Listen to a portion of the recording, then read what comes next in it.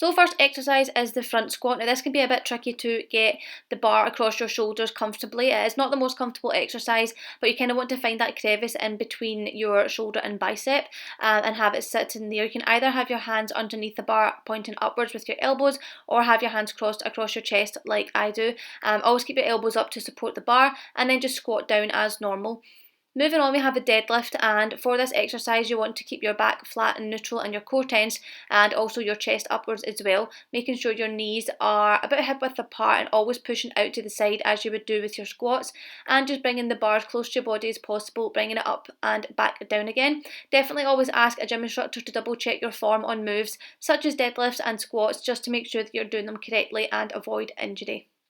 Moving on, we're doing a clamshell glute bridge. So you want to be in a glute bridge position, except have your feet turned inwards and touching each other, and just have a dumbbell across your hips, and really just making sure you're focusing on that contraction of your glutes doing all the work and squeezing them at the top part of the exercise.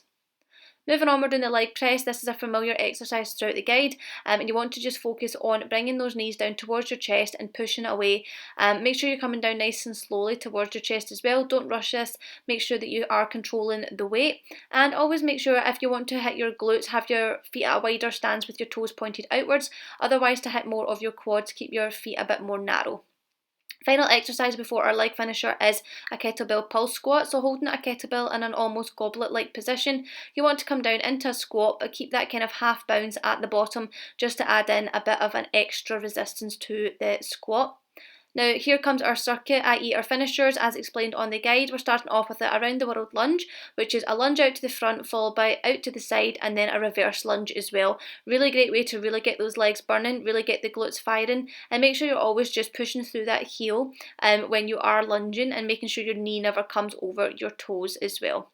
Then moving on, we're doing box jumps. So whether you have a box or a bench or some kind of higher surface, and if you don't want to do box squats, you can swap them out for jump squats, and pretty much just jump up into a higher surface, and make sure when you get to the top you are in a low down squat position, and then stand up. And for the starting off position, come down into a squat, then jump up, land in a squat, and stand up.